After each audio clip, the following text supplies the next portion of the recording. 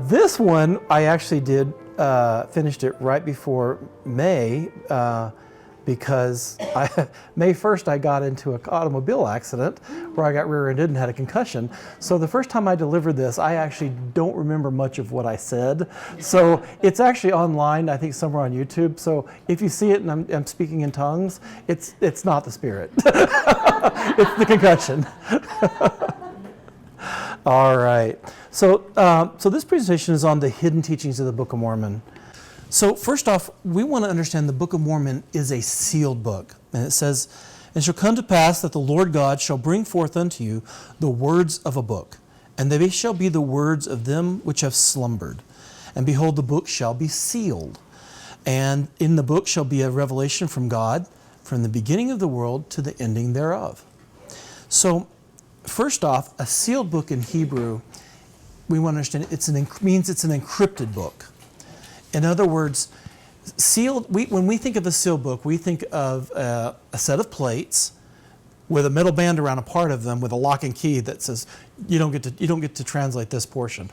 And there is a portion of that is correct, where that was a portion that was not translated. But the idea of a sealed book means that the book is encrypted. It's intentionally encrypted. It's the tradition of the prophetic in the house of Israel. They write a literal story, so you'll get a story of like Nephi and building his boat, coming across the wilderness. You'll get a story of Nephi slaying Laban. You'll get a story of Alma and all these others. But in the story, you're meant to understand that the actual scriptures and the way in which the story is communicated is also meant to convey a much more ancient story. And we're going to discuss some of that today. So a sealed book will contain a prophetic past, a prophetic present, and a prophetic future. And then besides those three, there's what we call an ascension portion to it, an ascension text. So your understanding and the story that you take away from the Book of Mormon all depends upon your approach. So if I approach the Book of Mormon, say, from Genesis and the creation in mind, I'm actually going to get one story. If I approach it from its prophetic present, I'm going to get a story of Nephi and Alma and all these prophets. If I approach it from a prophetic future, then the book is going to give me an actual overview of a cycle of prophecy from the beginning of the earth to the end thereof. And that's why I say, and it's all encrypted into the text. And it was intentionally done that way. Every word, every word that we see wasn't by accident. Everything was intentionally placed. Your names were intentionally placed. Your numbers were intentionally placed. And numbers mean things. Names mean things. So we want to try to dig out, like when, say, Nephi and Lehi are in the prison in the book of Helaman, and the cloud of darkness surrounds them, and there's a man by the name of Aminadab.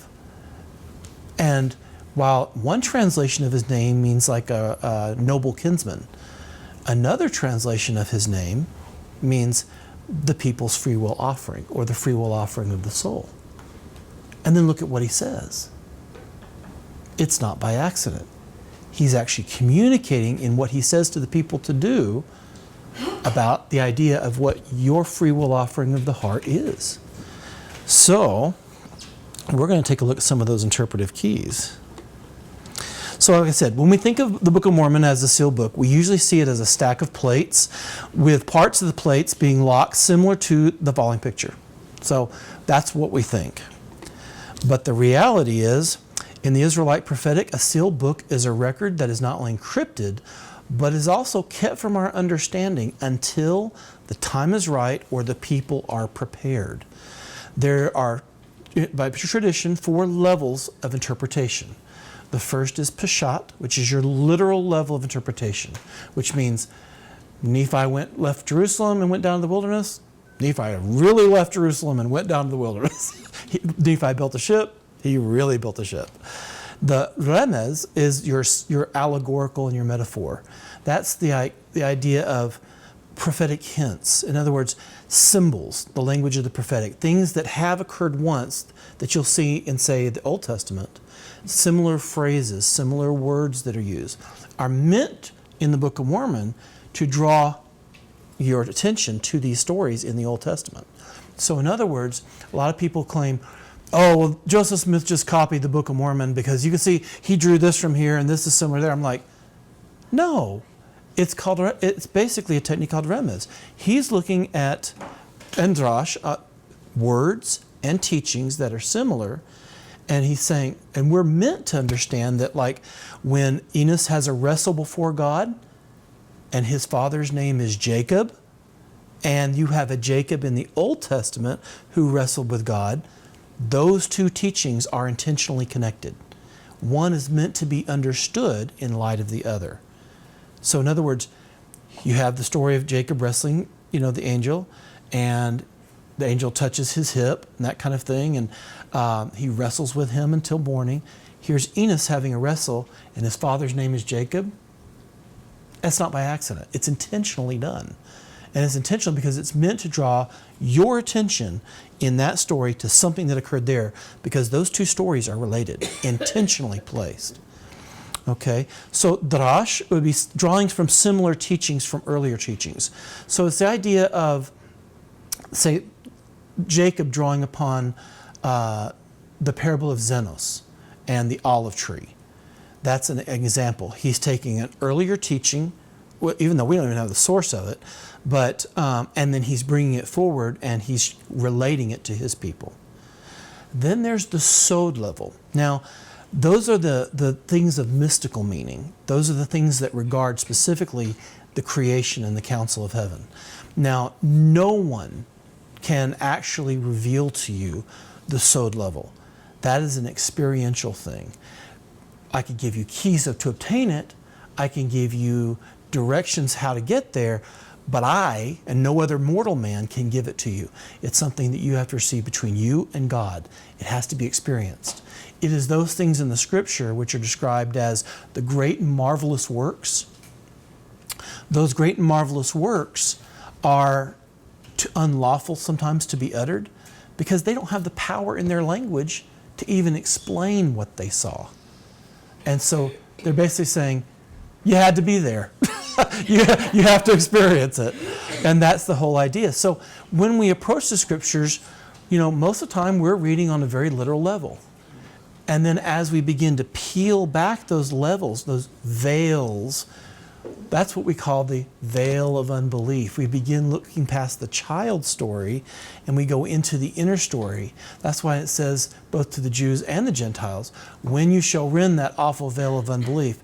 It means when you stop reading the Scriptures like a child, like an infant child, that Mary had a little lamb whose fleece was white as snow story, and look deeper, look for the hidden gems and the things that are the gifts, the plain and precious truths that are there.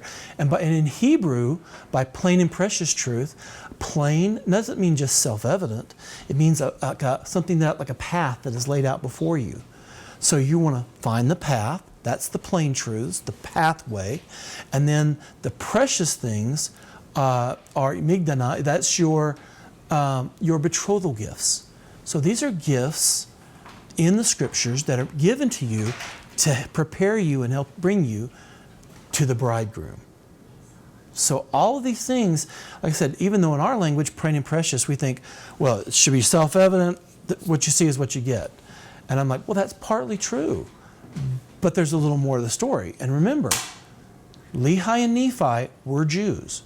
They may have been from the tribe of Manasseh, but they were from the southern kingdom. And all Jews are not Judah. I'm not Judah in everything. Well, actually, I'm split, but but I mean, I'm not 100%. And there was an intermingling of the tribes. So what happened was Mormons oftentimes, people, I say Mormons, I mean it generically, because I get a lot of people from the RLDS and other interesting splinters that ask me questions. So I mean it in a general sense. But a lot of times people will look at it and they think, oh, Judah, Jews. Yeah. And unfortunately, that's really not the case. Because there are Levites, there are still Ephraimites, there are still Benjaminites, everybody. but they're just intermingled. And so what happened is if you lived in the southern kingdom, at the time of Lehi, you were called a Yehudim, a Jew, which could be any number of tribes that live there. So so the meaning of the word, the connotation, its definition, evolved over time. So now when you say Jew, we don't mean just the house of Judah. We mean all the descendants of those who came from the southern kingdom, of which Lehi and Nephi, as well as the Mulekites, were all Jews. They all came from the southern kingdom. Because the northern kingdom, by 600 BC, had been long gone for about 200 years. They had been taken off. So when we look at these things, we're going to be looking at these things from a Hebrew or an Israelite perspective. So in the prophetic tradition, a sealed text is a story that conceals stories and teachings within the story. It may conceal a story of the past, a story of the present, a story of the future. They may conceal stories and teachings regarding heaven's ascension, or what we would call in Mormonism, the doctrine of translation. And they do it all at the same time. It's written. This is why only a God could have handed something like this. And so a man would really have to be inspired by God to write something like this. Because when people come to me and they say, oh, Joseph Smith just made it all up, and I'm just like, I know you just don't know what you're talking about. and unfortunately, they come at it from a very Protestant Christian background, and they look at it and they think, oh, well, it's made up, or see, he did this. And I'm looking at it going, no, this really is connected to this, but it's not what you guys think. It actually has something much older. And so we see a real return to, in a sense, what Joseph Smith was doing was restoring, or attempting to restore, an original Abrahamic faith. Abrahamic what? An Abrahamic faith. In other words, Mormons really, and I hate to say it this way, I don't mean it like it sounds, but in a traditional definition of Christian, the Church of Jesus Christ of Latter-day Saints, and Mormonism in general, are really not Christians. You didn't come from the Catholic Church.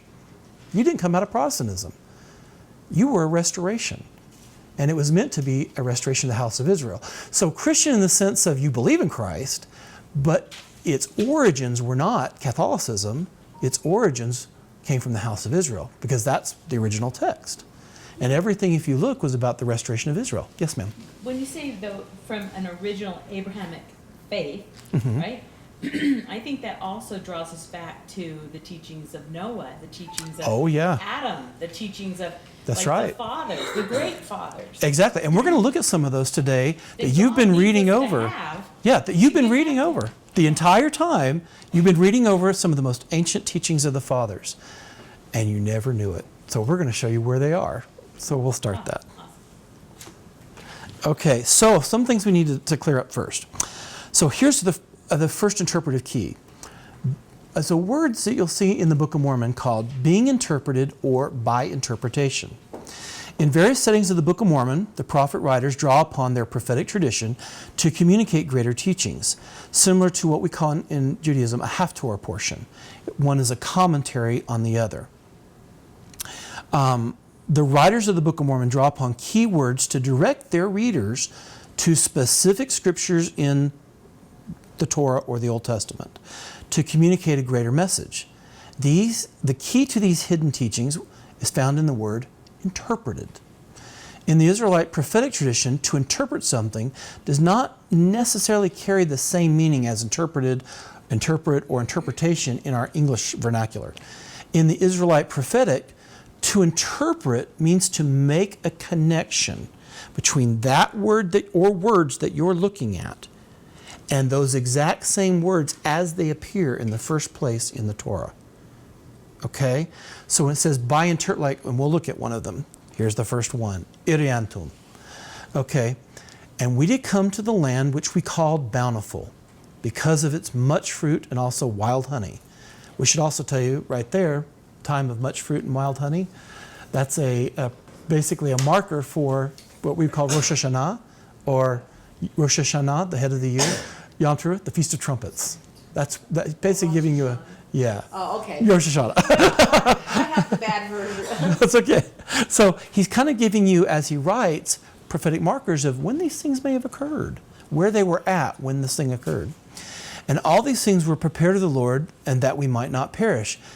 And we beheld the sea, which was called Iriantum, which being interpreted is many waters. Now, many scholars over the year have gone to great lengths in studies trying to figure out where that word came from. Because Iriantum does not mean many waters. If I translate that word and break it down, it does not mean many waters.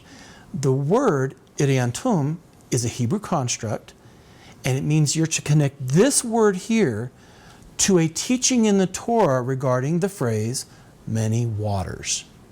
And we'll look at that. The usage of the word Iriantum is meant to draw the Israelite reader to a unique name or title of God. Okay, Yod-Heh-Vav-Heh.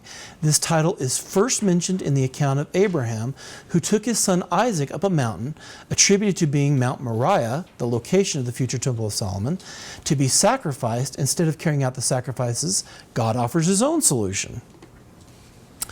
And the angel of the Lord called unto him out of heaven and said, Abraham. And he said, Here am I. And he said, Lay not thy hand upon the lad, neither do thou anything unto him. For I know that thou fearest God, seeing thou hast not withheld thy son, thine only son, from me. And Abraham lifted up his eyes, and looked, and beheld behind him a ram caught in a thicket by his horns. And Abraham went and took the ram, and offered up for him a burnt offering in the stead of his son. Now, and Abraham called the name of the place. Now you'll hear it. I love when I hear it on evangelical preachers. They'll say, Jehovah Jireh. And I'm over there going, ah! They're slaughtering the word. Yehovah Yireh. Yireh. Yireh Antum. Where is that word? Yireh what? Yehovah Yireh. Yireh. Okay. Here the title, Yehovah Yireh, actually means Yehovah shall be seen, or Yehovah shall give a vision. Connected to the Hebrew words re'ah, meaning to behold, a seer, or to have a vision. What was Nephi on the mountain? Who did he receive when he was up on the mountain? A vision of the Lord. The remainder of the words antum, or of Yireh Antum, mean and as to opening the eyes, and meaning wholeness, or something that is awesome, amazing. Okay, and also a perfect, he's also telling you it's a perfect image and integrity. So that word, Iriantum, is actually drawing from that actual vision with Abraham, with his son, and he names the place Yehovah Yireh. Yireh is the Yireh of Yireh Antum, and these are Hebrew word constructs. By Nephi calling the place Iriantum, he is describing the place where he, like Abraham, ascended a mountain, which he did, and beheld the Lord in a grand or glorious revelation, just like Abraham did. And also in this account with Abraham that we see a type and shadow of the Messiah and his deliverance and atonement. Now, we know that's what Yireh Antum comes from, but it's telling you it should be interpreted many waters, or this vision here has something to do with a teaching called many waters. That phrase does occur, which we called Iriantum, which being interpreted as many waters. By declaring the phrase being interpreted, Nephi is drawing his readers to a teaching in the Tanakh, the Old Testament, where you will find the phrase many waters. Now comes the task, where in the Torah do we find this phrase or this teaching? It's actually found in Numbers 22 to 24. Here we are introduced to Balaam, the son of Beor. He was a Gentile or non-Israelite prophet. In this account, Balaam is called upon by Balak, the king of Moab, to declare curses over the Israelites. In this teaching, every time Balaam was called upon to curse Israel, he was given a prophecy by God to only pronounce blessings upon the house of Israel. The actual account contains 3 distinct prophecies, and there's a 4th one too, regarding the house of Israel. This particular prophecy upon the house of Israel, where we find the connection to many waters, is found specifically in Balaam's 3rd prophecy, where it's declared, He shall pour the water out of his buckets, and his seed shall be in many waters. And his king shall be higher than Agag, and his kingdom shall be exalted. Now, what's interesting about that teaching is that each time Balaam pronounces or tries to pronounce a curse upon Israel, it comes out as a blessing. In Israelite theology, that is a prophetic foretelling of Israel's exile. Okay, each prophecy is about their exile. We're going to be exiled, and then we're going to be restored. We're going to be exiled, then we're going to be restored. Notice Lehi and Nephi and his family, in a sense, are being exiled in a situation of exile from Israel. They're let out, and then what you want to do is you take Balaam's third prophecy and fourth one that are found here in Numbers 24, plug it into the Book of Mormon. Literally plug it in. And you'll see the prophecy that he's quoting in its context. He's basically telling us, okay, this teaching here, this is us being exiled is a fulfillment of this third oracle, and we will be restored again. So it also contains a hidden prophecy. So these little phrases can carry a lot more meaning, and it gives you the Book of Mormon is a much bigger record than anybody really thinks. They think it's so small and succinct. No, it's just so super compacted that it's just waiting for us to unlock these things. But imagine, here you have a story in the word Iriantum related to a teaching of the third oracle of Balaam about the exile and restoration of Israel and the coming of Messiah to them in the fourth oracle. And he's telling you, by the way, in this story of me on the mountain, take that and plug it in here and then read it together. It'll give you an expanded view of what he saw. He's telling you what he saw. Why did he do it that way? Maybe they didn't have enough room on the plates. I think that's a large part of it. So but it's the second witness. It is. God's work. And they blend together. The two records come together. Let's take a look at another one. Yes, ma'am. You learned in your Jewish training, is this what you learned in your school? We learn the language, and we learn you first learn the language. So imagine at the age of 12 and 13 having to read, you learn to read Isaiah in Hebrew and then having to read the Talmud, which is a nightmare. It's like, imagine two solid collections of the Journals of Discourses and having to read it at 13 back to back. That's kind of what you have to do. It's a nightmare. It's a torture for a child. I didn't value it until much later on. But as a kid, I thought I was being tortured.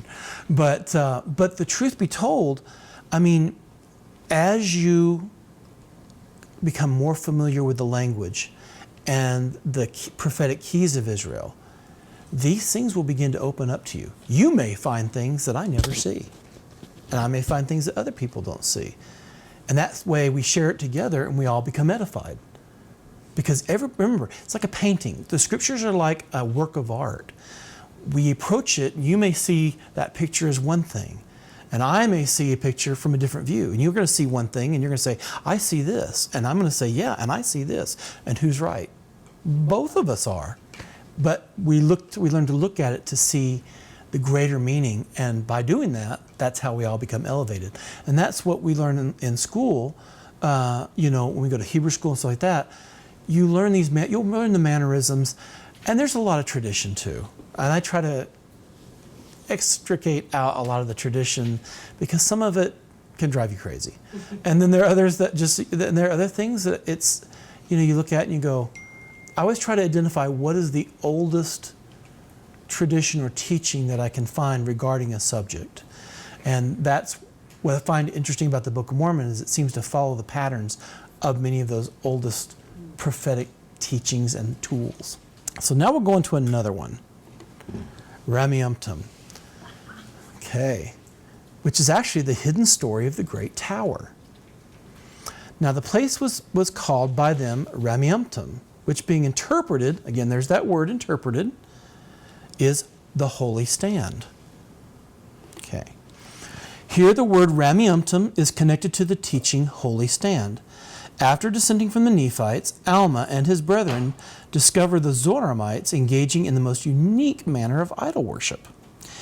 Now when they had come into the land behold, to their astonishment, they found that the Zoramites had built synagogues, and that they did gather themselves together on one day of the week, which they did call the day of the Lord. And they did worship after a manner which Alma and his brothers had never beheld. For they had built a place in the center of the synagogue, and that's important, center of the synagogue. He's describing something to me as a Jew that I'm going to know, okay? A place for standing. Okay, there's a place of standing in even modern day synagogues, which was high above the head, okay, and the top thereof would only admit one person. Therefore, whoever desired to worship must go forth and stand upon the top thereof, and stretch forth his hands to heaven and cry with a loud voice, saying, and they all repeat the same prayer. We know that story. But here's the interesting thing. So the center place or elevated platform in a synagogue, in most of your European synagogues, is called a bima. The word bima is actually not a Hebrew word. It's actually derived from a Greek word, meaning a platform or step. Among Mizrahi or Sephardi synagogues, the center place is called the Migdal, the high place, or the tower, or pulpit sometimes. The platform on top of the center place being referred to as a teba, a vessel, a container, an ark, a barge, like Jared's barges, Noah's ark. All these things have relationships. The first usage of the word Migdal leads us to the account of the great tower, meaning the Tower of Babel. And so there's something in this story regarding Rameumptom that he's trying to get us to connect with something that occurred at the Tower of Babel. And the whole earth was of one language and of one speech. And it came to pass, now notice that one language, one speech. And everybody got up in the center of the tower and said the same thing. Let's find some similarities there. It's not by accident. And it came to pass as they journeyed from the east, they came from the east into the plain of Shinar, and they found a plain in the land of Shinar, and they dwelt there. And they said to one another, go to, let us make brick, and burn them thoroughly. And they had brick for stone, and they had slime they had for mortar. And they said, let us build a city and a tower. Those are symbols. A tower is not only just a literal tower, it's a civilization. And their teachings.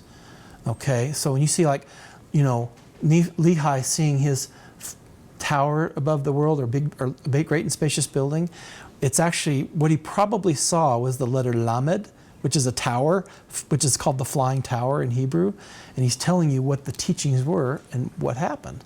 So all these teachings are related. So he's not drawing on things that he's never seen before. God's using everything in that culture to teach the prophets the message he's trying to get across. It says, go to, of course, let us make brick, and they had slime for mortar. And they said, go to, let us build a city and a tower, Migdal, whose top may reach into heaven, and let us make a name that we be scattered abroad upon the face of the whole earth. And the Lord came down to see the city and the tower which the children of men had built. Now, here's the interesting thing. Here, the Torah portion regarding the Tower of Babel is meant to be connected to the word Rameumptom. In other words, the whole teaching in the epic regarding the Rameumptom, you're meant to go back to the Tower of Babel to figure out what in the world the Zoramites were doing and messing up is the same thing that the people at the Tower of Babel were doing.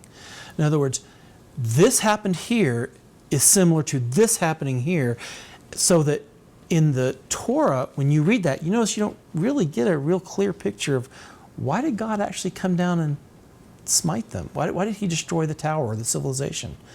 Well, look at the behavior of the Zoramites, what they were doing, their idolatry, their pride, and realize that's the exact same thing going on at the tower.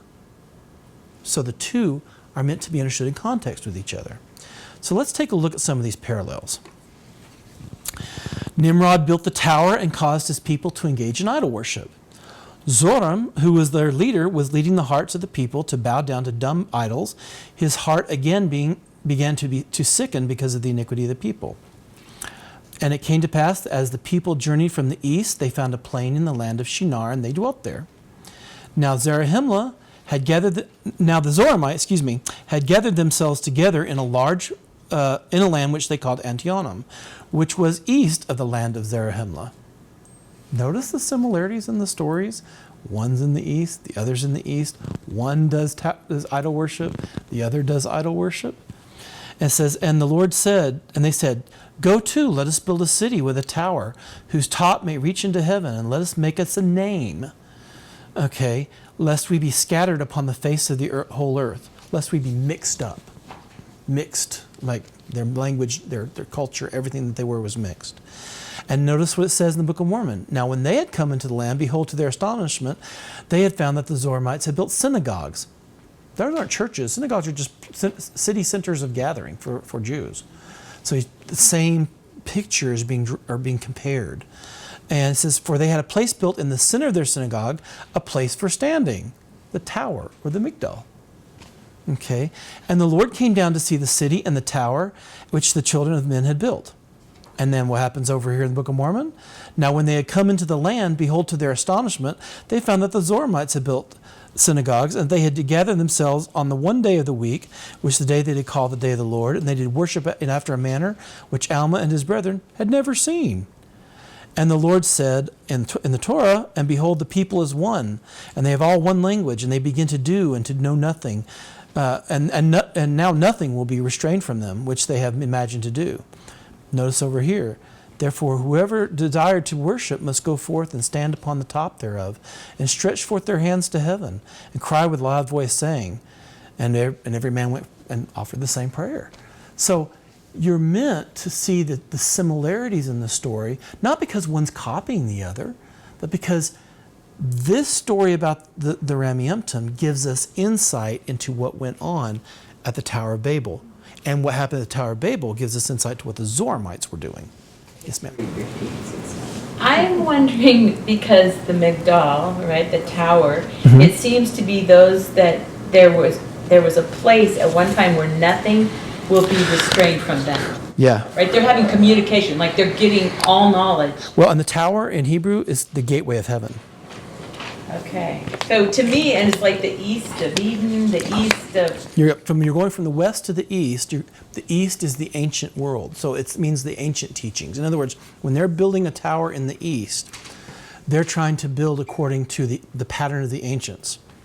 So the idea being, in this case, when the Zoramites are doing it, they're following a pattern similar to what was going on in the ancient world for them, which would have been the Tower of Babel. When the Tower of Babel did it, they were trying to restore things from the world that was ancient to them, probably pre-flood.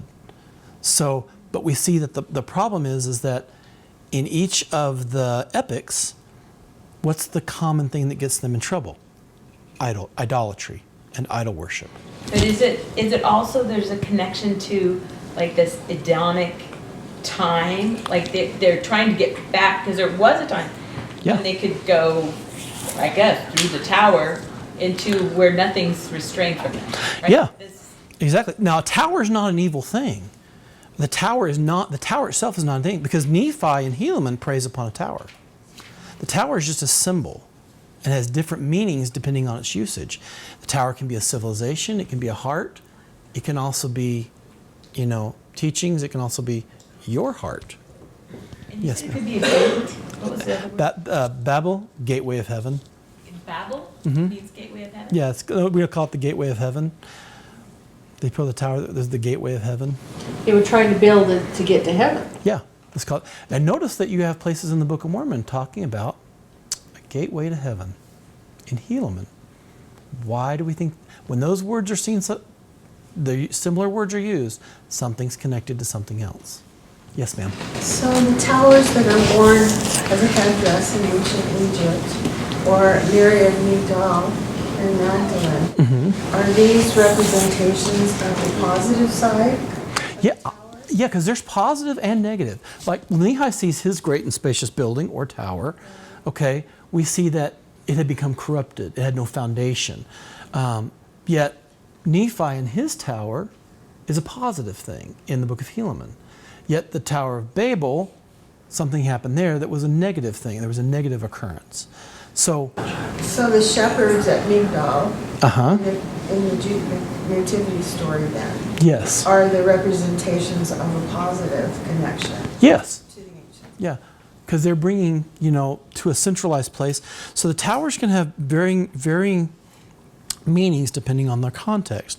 But the idea is, like, in one context, it could be seen as an entire civilization. In other contexts, it can be seen as the human heart. And both are right. Because it has to do with, the idea of a civilization is like all their teachings, all their morals, all their their social and cultural picture, if you will. Okay, now let's take a look at Liahona. And now, my son, I have something to say concerning this thing which our fathers call a director, or ball or director. Or our fathers call it Liahona, again, which is being interpreted a compass. And the Lord prepared it. Okay, so he's giving you two things there. It is being interpreted as a compass, and the phrase, the Lord prepared it. So he wants you to draw your attention of Liahona to those two phrases. Now we go to the Torah and we try to find those. One of the idea we find, now compass is a harder word because it appears in several places, but these are the two ones that seem to have most applicable, they're most applicable, and where they first appear. Thick clouds are a covering to him that he seeth not, and walketh in the circuit of heaven. So now think about it. They're using the Liahona to guide themselves through the wilderness. The Liahona was a living representation of the tree of life. Writing appeared on it from time to time. The writing that appears on it are what we call in Hebrew the paths of wisdom, to direct you in the more fertile parts of your wilderness journey. And when he prepared, and then the other one is, when he prepared the heavens, I was there. The Lord prepared it. And when he set a compass, hug, upon the face of the depth, when he established the clouds above, when he strengthened the foundations of the deep, when he gave to the sea his decree, and that the waters should not pass his commandment, when he appointed the foundations of the earth, then I was by him, as one brought up with him. And I was daily his delight, rejoicing always before him, rejoicing in the habitable parts of his earth. And my delights were with the sons of men. This is Proverbs 8:27-28, and it's regarding the paths of wisdom. So the Liahona is connected to not only the tree of life, but a teaching called the paths of wisdom, which Proverbs lays out. Yes, ma'am. 8:27-28. Yeah, Proverbs 8.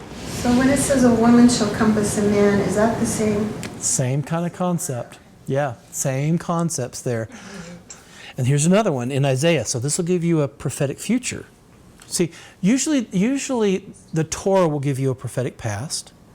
The writings like Psalms and Proverbs give you the prophetic present because it's instructions regarding the present. Prophets like Isaiah and Jeremiah or Ezekiel will give you prophetic future because of how they're into their Hekalot literature or ascension literature, and they're seeing that panoramic view. So if I approach the same phrases from the different texts, I get different messages. I get different parts of the story meant to expand my understanding of what Liahona was meant to communicate. And here's one of them. Have you not known? Have you not heard? Hath it not been told you from the beginning? Have you not understood from the foundations of the earth? It is he that sits upon the circle of the earth, compass. Okay, and the inhabitants thereof are as grasshoppers, that stretch out the heavens as a curtain and spread them as a tent to dwell in. Tent to dwell in, prophetic key phrase. Always, wherever you see that, they dwelt in tents, they dwelt in cement, they dwelt in houses, they're dwelling somewhere. Prophetic phrase, you're coming up to a very ancient teaching. It's throughout the Book of Mormon as well. That bringeth the princes to nothing. He make the judges of the earth as vanity.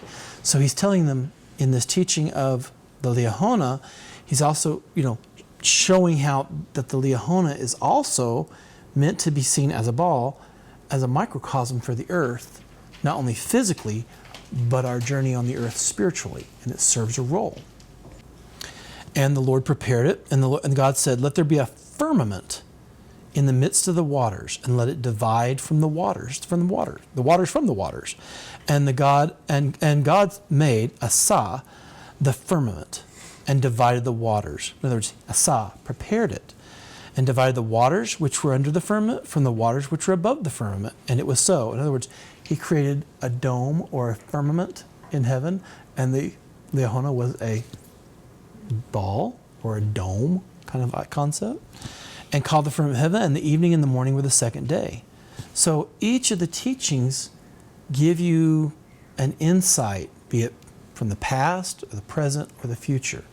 And you can... So when they're describing that, they can see it. We don't understand their languages. Yeah, so they're painting a picture for us. So they're painting a picture, and we need someone like you. So, I read that and I don't get it. This No. is scriptural art appreciation. 101. It's amazing. Yes, ma'am. So this becomes, especially to the women, right? Because the wisdom literature is a lot of times connected to the teachings of wisdom, like Margaret Barker would say, most of the time, capitalize the W, meaning the name of the woman, the circle, the dome, the compass, the moral compass. Yeah. Even President Nelson say, women, you are the moral compass of civilization. And notice that the ball has two spindles, a male and a female. One is truth, one is mercy, one is wisdom, one is understanding. It's all interconnected. The Liahona is literally exactly over there. She's holding up a diagram, which I can show you one too. Brain left, brain, wisdom, understanding. Exactly. Goes down, divides them out. So imagine that, even though that's a two-dimensional representation of seeing the Liahona is a three-dimensional representation of the tree of life, which contains both male and female. And so that's why everything on the tree of life is, the goal is oneness or balance. Oneness between male and female, not one above the other, each functioning in its own place and in its own role. Not let's keep the women down any more than let's beat the men up at the same time. This has been kind of my argument with a lot of people that are in the mystery schools, is they would say it's becoming androgynous, that everybody will balance it within themselves. And so they would show, the Greeks would show a human with both sex organs, saying they need to be one. Oh, that's Where new. the more ancient way was the male and female in balance. Exactly. They're supposed to be. The Greek mindset through the mystery schools takes it to a different way, and I've had arguments with people, and I'm like, my heart's telling me that's wrong. I can't. Well, and I suspect that like the Pythagorean schools and some of the others probably drew upon their understanding of some of the Egyptian and Hebrew symbols. Egyptian actually had the balance. Yeah. Greeks take it and morph it. Morph it a little bit. A little bit, Yeah. into a dual sex being that you want to have it all. Yeah. Oh, okay. Well, I don't know about the literal part. I mean, I kind of like being a guy. You guys can have the babies. After seeing 3 of that done, I couldn't do it. No, this is beautiful because this takes us back to the ancient, the beautiful. Exactly. But sadly, in the scrubbing of the scriptures, the female ends up being gone except for her symbolic representations. Yeah, that's why if you look at, I know it sounds strange, but even in what we have left with regards to like Sarah, Rebecca, each of those are aspects of the divine feminine. Their names and their function, what they do, how they function, actually is more telling. It's the problem is that it just doesn't quite get elaborated on, and then over time, in a very patriarchal system, it never gets talked about because, I mean, it's easier if we just, muzzle you guys and then we don't have to worry about it anymore. And I know it sounds awful, but that's the patriarchal. It's like, we don't want to have to feel this. We get 2 motions a day. We don't get any more. No. And I always look at it as like God said, the women, you can be like the hands of God. Yeah. There's that beautiful concept, and then she becomes the handmaiden, and then through patriarchy she becomes the maid. Yes. And you've lost that God connection. Well, and what most people don't realize is that just as there is a progression from child to young man to manhood to patriarch, that kind of thing, there was a journey for women from child to young maiden, to bright. What's the name of it? oh my gosh, I can't remember now. Handmaid is the kind of concept, but it's a betrothed woman. And for the life of me, it's slipped my mind right now.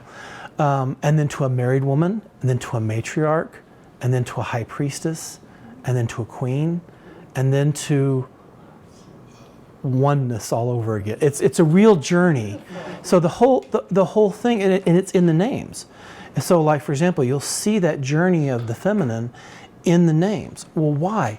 Because here's where our society is so out of balance. If I go hyperstructural and hyperjudgmental, you know I'm talking a patriarchal culture, and it's too hyper patriarchy is tyranny. Okay? But there's also a problem with hypermatriarchy. If I get away from structure and understanding and strength, but I only go to the matriarchal, or I only go to the divine feminine, and I'm too far, it turns into chaos, and it becomes just as destructive in its own way as the tyranny does in the other. The only time it ever becomes a creative force is when fire and water meet in the middle, and life is created.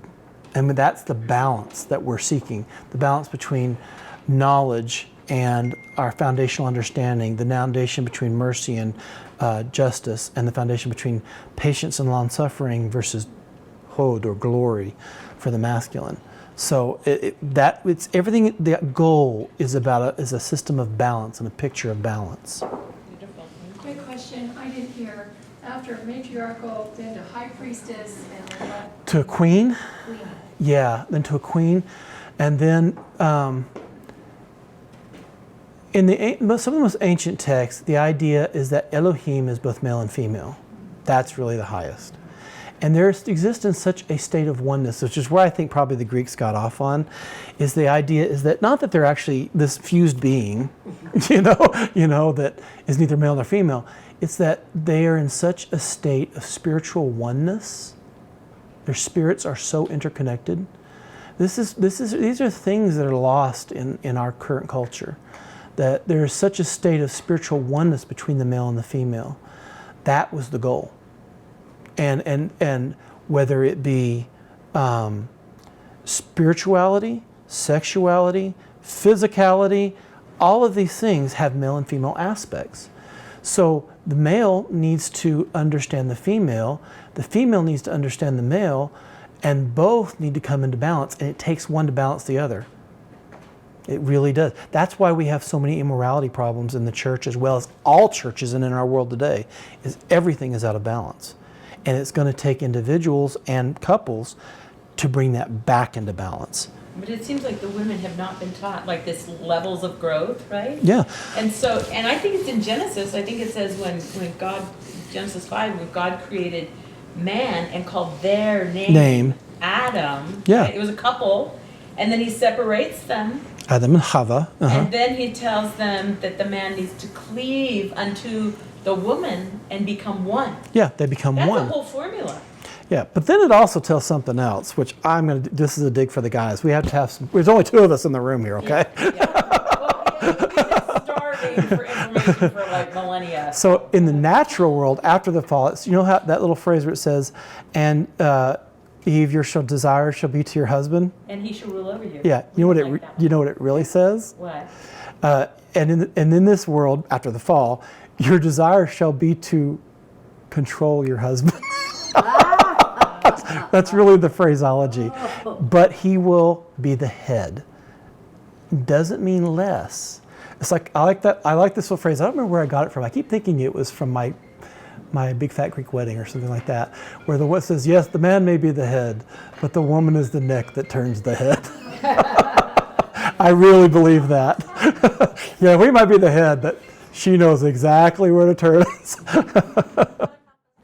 Anyway, so basically what we have here is a hidden account. Now, we're going to see an actual hidden ancient scripture throughout in the book of Alma. I'm just going to tell you up front, because I want us to be able to get through all of this, because this is really a long presentation. So, in one way, you're reading stories of Alma the younger. You're going to read stories of Ammon, two Ammons in fact. Ammon that's sent by King Mosiah down to the people of Lehi Nephi and deliver them, and then an Ammon who goes to the people of King Lamoni. I'm going to propose to you that these are not just stories of them. Ammon is Enoch. Alma the younger is Melchizedek. Amulek is Abraham. Zeezrom. These are actually paralleled scriptures. A pattern for one built into the story that you're given. A scripture much more ancient. And we're going to go through it. Do that because I am a soft-spoken person. And I usually do have to have a microphone to project. I don't have a bellowing voice. You think, although my kids think I do. That last sentence. Yeah. That whole series of Okay. So, if you would repeat I will repeat that. So, Okay. when you are reading the Book of Mormon, you think you're reading the stories, just the stories of Alma and Ammon and, even Haggah and other things. These names have meanings. They also have parallels. So, in the Book of Mormon, not only are you being given the story of Alma the Younger or Ammon, Ammon is Enoch. Alma the Younger is Melchizedek.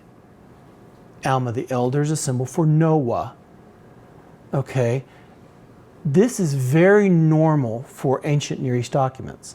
They will encode much more ancient scriptures into the story you're reading in the culture and setting in which they lived to make them relevant and to, in other words, it is a literal story of Alma and Ammon and those things.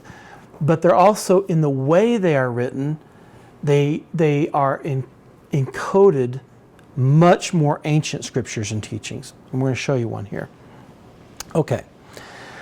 So if any false prophet comes out there telling you that they have the sealed portion of the Book of Mormon because they got it from some God knows where, you've already got it. It's right in front of you. It's in the book. It's sealed because it was intentionally encrypted. Okay? So, first off, a hidden account. The Book of Alma, the book of the hidden or the concealed. A lot of people say, well, Alma means a young maiden. Well, that's basically true, one version of it. But Ayin Lamed Mem also has other meanings. And the Book of Mormon tells you which one that it's using and drawing upon. The Book of Alma. But the king was more wroth and caused that Alma should be cast out from among them. And he sent his servants after him that they might slay him. But he fled from before them and hid himself, and they found him not, and he being concealed for many days did write all the words which Abinadi had spoken. The word Alma also means hidden and concealed. So when you're reading the Book of Alma, you're reading a book of something that is also hidden and concealed right in front of you. Okay? It also means eternity too, because one of its meanings, eternity. Yeah. This Alma the Elder, who is with King Noah. Yeah. Which is Notice the King Noah. He's saying, Yeah. I'm like, oh, that's similar. You're meant. You know, it's the story of Noah. Yeah. You're intentionally meant to make those connections. Yeah. It's not copying. He's doing that to make the intentional connection, saying, okay, this story here is connected to a much older story. And I'm going to show you one of these older stories. So encoded in the Book of Alma, the book of the hidden or the concealed, is not only the story of Alma and the Zoramites, but is a commentary or an expanded account of what also occurred with the children of Noah after the flood and the destruction of the great tower, with Alma the younger being a symbol for a high priest after the holy order of God who existed in the days of the tower, even Melchizedek.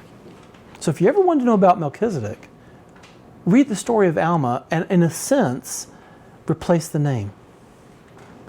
I know it sounds strange to do that, but the pattern being given, it contains the teachings of Melchizedek that they want us to know. So, for example, notice the similarities. Melchizedek.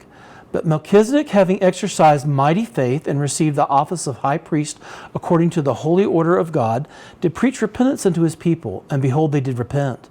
And Melchizedek did establish peace in the land of his days. In his days. Therefore he was called the Prince of Peace, for he was the king of Salem and did reign under his father. Now, that's Alma 13:18. Now we're going to go back to Alma 5, where that parallels, because Alma 5 through 16 is one account. We chopped them into chapters, but 5 through 16 is one solid account. We really shouldn't have chopped them into chapters, but we do it for ease of reading and finding things. But in the Hebraic pattern of its structure, that is one solid document. That's one account in the book of Alma.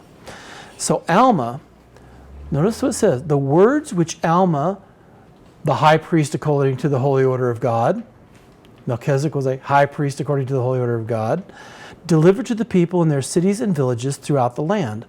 I, Alma, having been consecrated by my father, Alma, to be a high priest over the church of God, he having power and authority from God to do these things.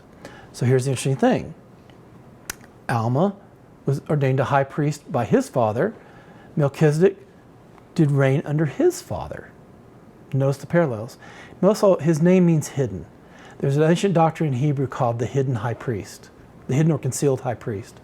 That whole story in Judaism is about Melchizedek, because no one really knew who he was. We attribute it to Shem, but we attribute it to Shem.